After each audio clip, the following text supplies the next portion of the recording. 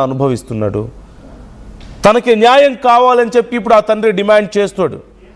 So details తెలుసుకుందాం. Nirmala join అవుతున్నారు. నిర్మల, ఇప్పుడు కుటుంబం కూడా చాలా తీవ్రంగా సఫర్ అవుతున్నట్లుగా తెలుస్తోంది. సో వాళ్ళ కండిషన్ ఏంటి, అసలు ఓవరాల్ డీటెయిల్స్ ఎలా ఉన్నాయి కేసుకు సంబంధించి? ఎస్ నందు, ఇక్కడైతే మరి ప్రియాంకకు సంబంధించి కూడా దాదాపు 2 రోజులు అవుతుంది ప్రియాంకని ఇక్కడికి తీసుకువచ్చి కూడా. ఎందుకంటే కూడా అక్కడ పరిస్థితి విషం అవ్వడంతో కూడా అక్కడ డాక్టర్లు, స్వతంత్ర హాస్పిటల్ డాక్టర్లు అయితే చేతులు ఎత్తేయడం కూడా జరిగింది. ఇటు వాళ్ళు చేతులు ఎత్తేయడంతో పాటు తల్లిదండ్రులకు కూడా నిరాశ మిగిలినప్పటికీ కూడా చివరి ఒక చిన్న ఆశగా తల్లిదండ్రుల వాళ్ళ నిర్ణయానికి మేరకు కూడా ఇక్కడికైతే అక్కడి ప్రభుత్వం మరి అలాగే పోలీస్ డిపార్ట్మెంట్ కూడా ఇక్కడ హైదరాబాద్లో కిమ్స్ ఆసుపత్రికి అయితే తరలించడం కూడా జరిగింది. తరలించినప్పటికీ ఇక్కడ డాక్టర్లు కూడా సాయశక్తుల కృషి చేశారు. వెంటిలేషన్పై తనను అబ్జర్వేషన్లో పెట్టారు. ఇప్పటి వరకు కూడా అబ్జర్వేషన్లో పెట్టినప్పటికీ కూడా ఏం ఫలితం లేకపోయింది.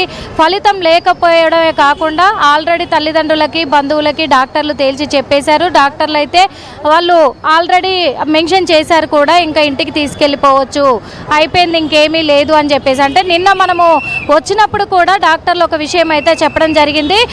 ప్రియాంక బాడీ ఎక్కడ కూడా సపోర్ట్ చేయట్లేదు వైద్యానికి, అలాగే బ్రెయిన్ కూడా సపోర్ట్ చేయట్లేదు, బ్రెయిన్ పూర్తిగా డెడ్ అయిపోయింది అని చెప్పేసి. ఈరోజు మరి ప్రియాంక తండ్రితో మాట్లాడే ప్రయత్నం చేశాము. ప్రియాంక ఫ్రెండ్స్ కూడా మాట్లాడారు. వాళ్ళంతా కూడా ఒకటే చెప్పారు. ప్రియాంక తండ్రి కూడా కక్షపూరితంగానే వాళ్ళు డ్రగ్స్ సేవించి అహంకారంతో ఏం చేయాలో తెలియక ఆల్రెడీ సినిమా థియేటర్లో లోపలే సినిమా థియేటరు సిబ్బందితో కూడా గొడవ పడినట్టుగా తెలుస్తూ ఉంది. పోలీసులు కూడా గుర్తించడం జరిగింది. సిబ్బందితో గొడవ పడ్డ వాళ్ళు అదే అహంకారంతో బయటకు వచ్చి ప్రియాంక పైకి కూడా దూసుకెళ్లడం జరిగింది.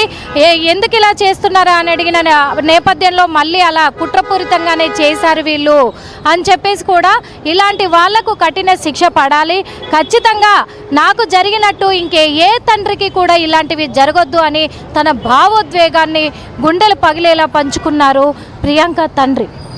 ఇక్కడ ఏపీ ప్రభుత్వానికి సంబంధించి అక్కడ డిప్యూటీ సీఎం అటు అలాగే హోమ్ మినిస్టరు, విద్యాశాఖ మినిస్టర్ని కూడా తను చేతులు జోడించి అడగడం జరిగింది.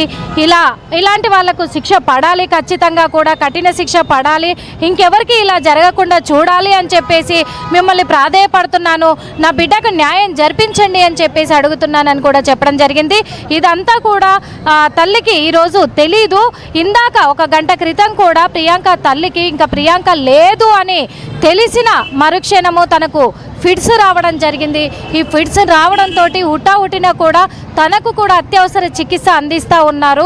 అత్యవసర చికిత్స అందిస్తున్న నేపథ్యంలోనే డాక్టర్లు తన పరిస్థితి కూడా కొంచెము ఎక్కువగా తను మేజర్గా అవుతున్నట్టుగా తెలుస్తూ ఉంది. ఫిట్స్ వచ్చాయి, తను డిప్రెషన్లోకి వెళ్తూ ఉంది. ప్రియాంక అని పదే కలవరిస్తూ ఉంది ప్రియాంక తల్లి అని చెప్పేసి. అంటే ఇదంతా కూడా ఇక్కడికి వచ్చినటువంటి ప్రియాంక ఫ్రెండ్స్ కావచ్చు, కుటుంబ సభ్యులు, ఆసుపత్రి సిబ్బంది కూడా కన్నీళ్లు పెట్టిస్తున్న ఒక ఘటన అని చెప్పుకోవచ్చు. ఓ పక్క రాజమండ్రిలో డాక్టర్స్, ట్రైనీ డాక్టర్స్ అంతా కూడా జస్టిస్ రావాలి, ఖచ్చితంగా న్యాయం జరిపించాలి అని అక్కడ ధర్నాలు కూడా నిర్వహిస్తున్న సందర్భం చూస్తూ ఉన్నాము. ఇక్కడ ప్రియాంక ఇక లేరు అని తెలిసిన తర్వాత డాక్టర్స్తో సంప్రదించారు కుటుంబ సభ్యులు. ఇక్కడ ప్రియాంక అవయవ దానము చేయాలనుకుంటున్నాము, మేము 10 మందికి సహాయపడాలనుకుంటున్నాము, తను ఒక డాక్టర్ అవ్వాలనుకుంది కాబట్టి తను అవ్వలేకపోయినా కానీ తన అవయవాల ద్వారా కొంతమందికి ప్రాణాలు నిలబెడుతుంది అనే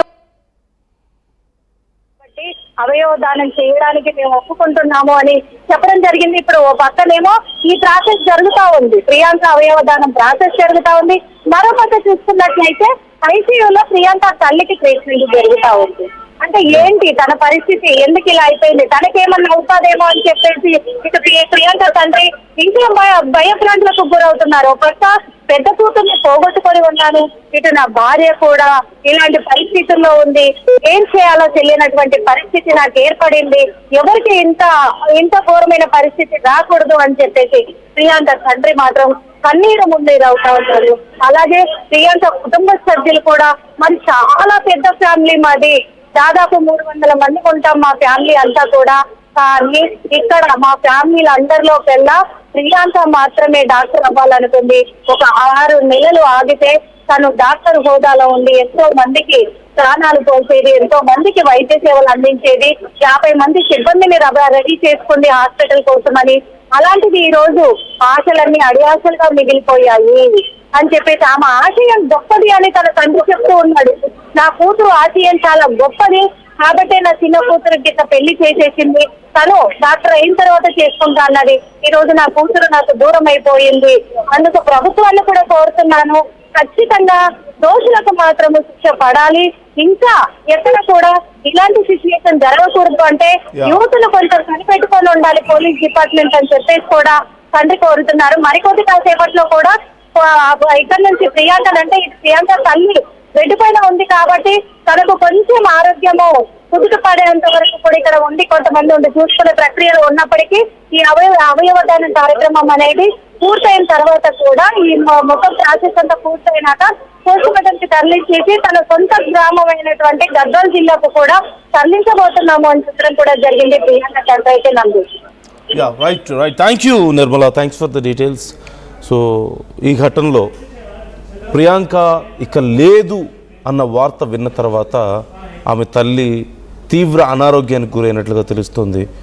ప్రియాంక తండ్రి కూడా తీవ్ర మానసిక క్షోభతో మాకు న్యాయం కావాలి అంటూ కోరడం మనకి ఇక్కడ కనిపిస్తుంటే, మరొక వైపు ఈ కేసు విచారణలో ఎన్నో లోపాలు కనిపిస్తున్నాయి.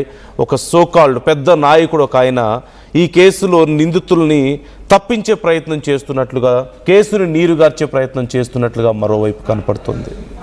మద్యం తాగి ఒక డ్రగ్స్ ఇన్ఫ్లుయెన్స్లో ఉండి ఇష్టం వచ్చినట్లుగా వాహనాన్ని తోలి అహంకారంతో వాహనాన్ని డ్రైవ్ చేసి ఒక నిండు ప్రాణాన్ని బలి తీసుకున్నటువంటి పరిస్థితి మనకు కనపడుతుంది. ఒక డాక్టర్ ప్రాణాలు బలి తీసుకున్నటువంటి పరిస్థితి కనపడుతుంది.